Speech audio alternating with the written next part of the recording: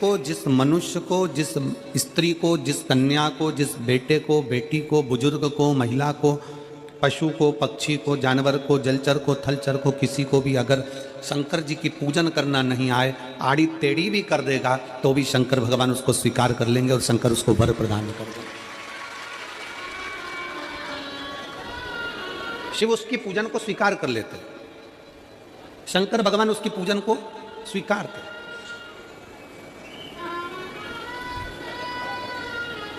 कोई दुनिया में आकर तुमसे कह देना कि मैं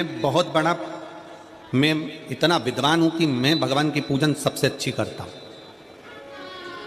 अगर कोई तुमसे आकर कह दे कि मैं सबसे ज्यादा विद्वान हूं, शंकर जी का अभिषेक मैं बहुत अच्छे से करता हूं।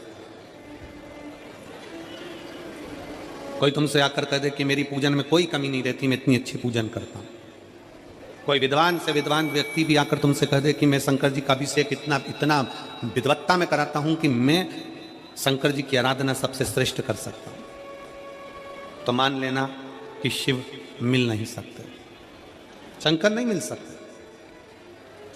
शिव जी की पूजन वही स्वीकार है जिस पूजन में थोड़ी सी कमी रह जाए। पूजा की थाली लगाकर पशुपति व्रत करने के लिए तुम मंदिर में गए, पूजा की थाली लगाकर तुम शंकर जी के मंदिर में पूजन करने के लिए गए, 16 सोमवार की पूजन कर रहे थे, संकट सोमवार की पूजन कर रहे थे, सोमवार का पूजन कर रहे थे, प्रदोष का पूजन कर रहे थे, सोमवार की अष्टमी का पूजन कर रहे थे, शिवरात्रि का पूजन कर रहे थे, सावन महीने का पूजन कर रहे थे। पूजन की थाली में सारा सामान जमा लिया तो भी मंदिर में जाकर कोई सामान याद आए तो समझ लेना कि तुम्हारी पूजन भगवान शंकर ने स्वीकार कर लिया।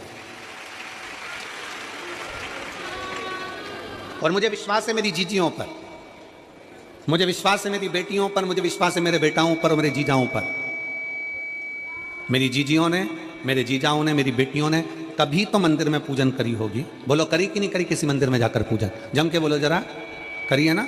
और आपकी पूजन की थाली में, आपके पूजन की थाली में कुछ ना कुछ कमी तो रही होगी ना। कभी माचिस रह गई, कभी दिया रह गया, कभी अगरबत्ती रह गई, कभी कंकु लाए थे कंकु रह गया, कभी चंदन रह गया, कभी कोई जनेऊ रह गया, कभी सुपारी रह गई, कभी कोई प्रसाद रह गया। फिर याद आया मैं तो ये घर छोड़कर आ गई, मेरे घर पे रह गया, अब क्या करूं? शंकर जी की कथा कहती है कि शिव उपासना में अगर तुम्हारी थोड़ी सी कमी रह जाए, समझ लेना कि शंकर जी ने तुम्हारी उपासना को स्वीकार कर लिया। और यह केवल तुमसे ही मतलब नहीं है,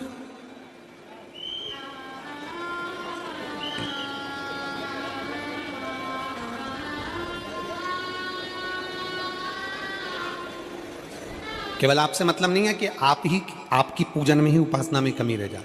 ये शंकर भगवान का वर है, ये शिव जी का वर है। किसको? भगवान नारायण को। जिस समय पर नारायण ने संकल्प लिया था कि सावन के महीने में 108 कमल के पुष्प रोज समर्पित करूंगा, सुनिए कथा सबने, 108 कमल के पुष्प भगवान नारायण ने संकल्प लिया कि मैं भगवान को रोज दूंगा। रोज 108 कमल के पुष्प मंगवाते देते। सावन का आखिरी दिन था, सावन का आखिरी दिन, और सावन के आखिरी दिन भगवान नारायण 108 कमल के पुष्प लेकर भगवान को चढ़ाने के लिए जैसे ही जैसे ही चढ़ाने के लिए बैठे, वैसे ही एक कमल का पुष्प कम रह गया। लक्ष्मी जी से कहा जाओ जल्दी से कमल का पुष्प लाओ। लक्ष्मी जी कमल का पुष्प ढूंढती रही, नहीं मिला। सब दूर देखा, सारी जगत में देखा, पर कमल का पुष्प लक्ष्मी जी को नहीं मिला। लक्ष्मी जी को कमल का पुष्प नहीं मिला। आखिरी में पूजन की थाली में कमल का एक पुष्प कम रह गया। भगवान नारायण ने अपना आंख निकालकर भगवान शंकर को समर्पित कर दिया। क्या निकालकर समर्पित करी? अपनी एक आंख। और जब भगवान ने अपनी एक आंख निकालकर भगवान को समर्पित करी, उस दिन का नियम है आज तक, अगर पूजन की थाली में कोई कमी रह जाती है, पूजन में कोई कमी रह जाती है, तो एक आंख मतलब आखा चावल।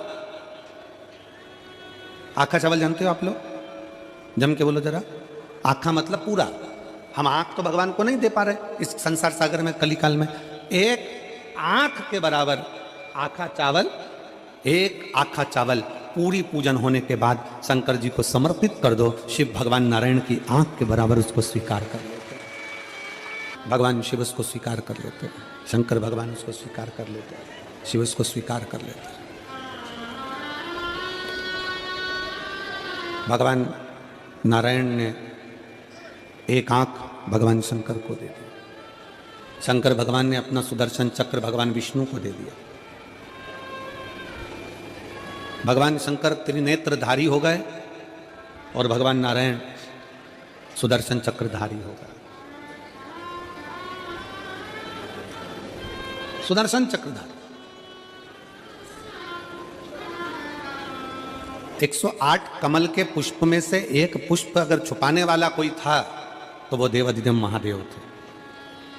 शंकर भगवान ने कहा भगवान विष्णु से, हे नारायण, आपके कमल के पुष्प को, एक पुष्प को मैंने छुपाया था। आज मैं वर देता हूं, जो शिव की आराधना करेगा, जो शंकर की आराधना में बैठेगा, उसकी पूजा की थाली में जान करके नहीं तो तुम घर पे कोई सामान जान करके छोड़ जाओ, जान करके नहीं, लेकर सब जाना। पूरी पूजन की थाली में अगर कोई कमी रह जाती है, शिव कहते हैं उसकी पूजन को मैं स्वीकार कर लेता हूं, उसकी पूजन को मैं स्वीकार। जान करके कोई कार्य नहीं करना है अपने को। नहीं तो तुमने सोचा कि पूजा की थाली में सब कुछ रख लूं, एक सामान घर पे छोड़ दूं। सियोर वाला महाराज जी बोला है, ऐसा काम नहीं करना। कई लोग जान कर जब घर से निकलते हैं तो कोई शुभ शकुन करना रहता है तो जान करके शुभ शकुन करते हैं। गाय को घेर के लेकर आएंगे, बछड़े को घेर कर लेके आएंगे कि आज ये जा रहे हैं तो इनके सामने से दूध पीती हुई बछड़ा और गाय निकलेगी तो शुभ शकुन होगा। अब वो तो अनायास कोई शुभ शकुन हो जाए, अचानक से कलश लेकर कोई स्त्री निकल जाए। जब हम नेपाल में कथा करने के लिए गए तो वहां पर कान वाले ने पत्र लिखा और शायद नेपाल की कथा में वो पत्र आप लोगों ने सुना भी होगा। उस दुकान वाले ने अपने पत्र में लिखा कि गुरुजी, मेरी दुकान बिल्कुल नहीं चलती थी और मैं किसी देवता पर भरोसा नहीं करता, मैं कहीं नहीं जाता, पर 15 घर छोड़कर एक लड़का रोज प्रतिदिन 1 लोटा जल लेकर शंकर जी के मंदिर में जाता है और मेरा दुकान पे आने का समय वही टाइम होता है। वो लोटा लेकर निकलता है और मैं दुकान की ओर बढ़ता हूँ, दोनों का मिलना थोड़ा आगे होता है। गुरुजी, जब से वो 1 लोटा जल भरा हुआ कलश मेरे सामने से निकल कर जाता है, तब से मेरी दुकान चलना इतनी प्रारंभ हो गई कि मुझे पीछे पलट कर नहीं देखना। अब ना उस दुकानदार ने उस लोटे वाले को कहा कि तू जल लेकर जा, उस लोटे वाले ने भगवान शंकर की कथा को श्रवण करा और 1 लोटा जल लेकर शंकर के मंदिर में जाना प्रारंभ करा। संसार के ऐसे कई शिव भक्त हैं जो अपने घर से 1 लोटा जल लेकर शिव जी के मंदिर में जाते हैं। कोई सुबह सुबह निकल कर जा रहा होता है, भरा हुआ लोटा उसके सामने से निकलता है तो शुभ शकुन हो जाता है और जाते हुए का कार्य सफल हो जाता है। अपने आप मंगल शकुन हो रहा है, अपने आप मंगल शकुन हो रहे हैं।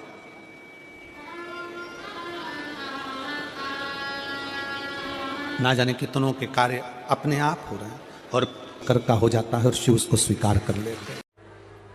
और ऐसा लग रहा है कि हम बहुत बड़ी समस्या में उलझे हुए हैं और इससे निकल नहीं रहे, या बहुत बड़ा काम है हमारा, हो नहीं रहा, चाहे प्रशासनिक हो चाहे अन्य कोई चीज का हो।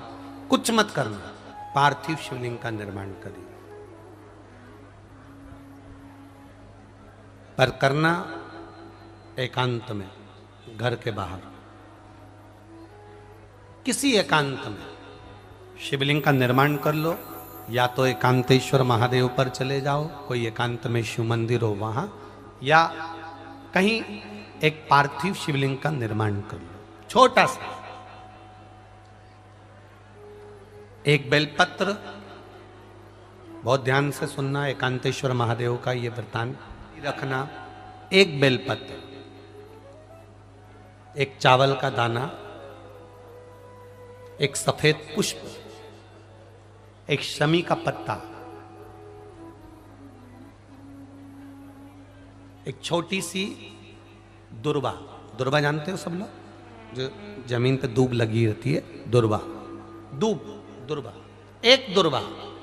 वो दुर्वा में बस, दुर्वा में वो जो दुर्वा होती है, कोई कोई दुर्वा 1 डंडी की होती है। दुर्वा में बस इतना ध्यान रखना कि दुर्वा एक रहे और उसमें से 2 पत्तियां निकली हुई है। देखिए ना आप लोगों ने, पहले बोलो, जम के बोलो, देखा है ना? दुर्वा एक हो और दो पत्ती की हो, एक ही कहलाएगी। दो पत्ती निकली हुई दुर्वा एक श्वेत पुष्प, शमी का पत्ता, बेलपत्र, चावल का एक दाना। एकांत में कोई शिव मंदिर हो, अगर मंदिर ना हो तो एक छोटा सा पार्थिव शिवलिंग का निर्माण किसी पेड़ के नीचे एकांत में जाकर पूजन कर कर, आराधना कर कर, घी का दीप लगाकर एक एक सामग्री शिव जी पर अपने मन की कामना कर कर समर्पित करना प्रारंभ कर दीजिए। शुरुआत दुर्वा से करना। दुर्वा के बाद में श्वेत पुष्प, शमी का पत्ता, चावल का दाना और बेलपत्री सबसे आखिरी में बाबा को समर्पित कर कर, हृदय से प्रार्थना कर कर, बाबा से निवेदन कर कर, दीप अगर मंदिर में कर रहे हो तो दीप ठंडा होने का इंतजार मत करना। अगर पेड़ के नीचे एकांत में शिवलिंग का निर्माण कर कर पूजन कर रहे हो तो दीप ठंडे होने का इंतजार करना। दीप ठंडा हो जाए तब भगवान शिव को ले जाकर विसर्जन करना। जो एक बेलपत्री है बस उसको घर लेकर आना, बाकी का सब विसर्जन कर कर आना। मेरा एकांतेश्वर महादेव उस कार्य में सफलता प्रदान कर देगा। 9:15 पर एक भगवान देवादिदेव महादेव की आराधना होती है। शंकर की धरा पर आकर रात्रि को 9:15 पर बैठकर एक बार शंकर को अपने दिल की बात श्री शिवाय नमस्तुभ्यम के साथ में कहकर बाबा के विनती कर कर जाना जरूर, और फिर वापिस 3 महीने में आकर बताना कि बाबा तुम्हारी बात को सुना कि नहीं। धोखा दे रहा है, लक्ष्मी नहीं आ रही, बहुत चिंता में पड़े हुए हो, बहुत टेंशन में जिंदगी चल रही है, बहुत बीमारियां तुमको घेर ली है और चारों तरफ अंधेरा ही अंधेरा नजर आ रहा है। तुमने विचार करा अब मैं तो मर जाऊं तो अच्छा, मैं सुसाइड कर लूं तो अच्छा, मैं मर जाऊं तो अच्छा। तो मरने से पहले एक काम कर कर देखना, शंकर भगवान की आराधना कर कर देखना, शिव पर एक लोटा जल चढ़ा कर देखना, और ज्यादा चिंता ज्यादा टेंशन हो तो बेलपत्री के जड़ को घिसकर उसका चंदन बनाकर शंकर को लेपन कर कर उसकी भी आराधना कर कर देखना कि बेल चंदन का फल क्या है।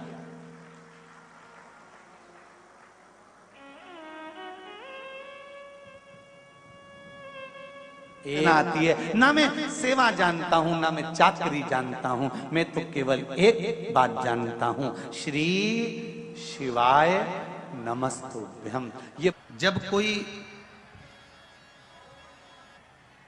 हमको कष्ट देने का प्रयास करता है या हमको तकलीफ देता है या हमको दुख देता है या ऐसा लगता है कि कोई हमें तंग कर रहा है, बहुत दिनों से मेरा ये काम होना था, बहुत दिनों से ये फाइल पड़ी है, उस पर सिग्नेचर होना था, वो फाइल आगे नहीं बढ़ रही, उस फाइल को आगे बढ़ना था या काम होना था, पर कोई अड़चन मेरी जिंदगी में जरूर आ रही है, उस जगह पर निर्मलेश्वर महादेव का पूजन कार्य आता है। अब उसको करने के लिए अपने को कोई बहुत बड़ा मंडल नहीं बनाना है, हमें बहुत बड़ा कोई बहुत दिखावा नहीं करना है। केवल 5 वृक्ष की पत्ती को, कितने वृक्ष? बस 5 वृक्ष की पत्ती और एक श्वेत पुष्प, सफेद कलर का पुष्प अशोक सुंदरी वाली जगह पर लगाकर देवादिदेव महादेव को सोमवार की अष्टमी के दिन जो चढ़ा देता है, बस निर्मलेश्वर महादेव का नाम लेकर जब चढ़ाया तो कार्य सफलता की ओर अग्रणी हो। वो निर्मलेश्वर महादेव। कितने वृक्ष की पत्ती लेना है? 5 वृक्ष की पत्ती और एक सफेद पुष्प। क्या नाम बोलोगे? निर्मलेश्वर महादेव।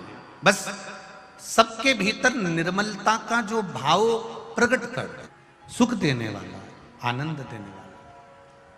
तो शिव महापुराण की कथा कह रही है, भगवान शिव की भक्ति को धारण करना, शिव तत्व को अपने भीतर उतारना, और भगवान शंकर के गुणगान को अपने भीतर उतार कर भगवान शंकर की भक्ति को विश्वास के साथ जब हम करते हैं तो शिव कृपा जरूर करता है, ये निश्चित है। रही हो तो एक ही दीप में दो बाती, शिव और शक्ति, लंबी बाती बनाई, शिव और शक्ति के नाम से दो बाती एक साथ एक दीप में भी लगा सकते हो। पर कब?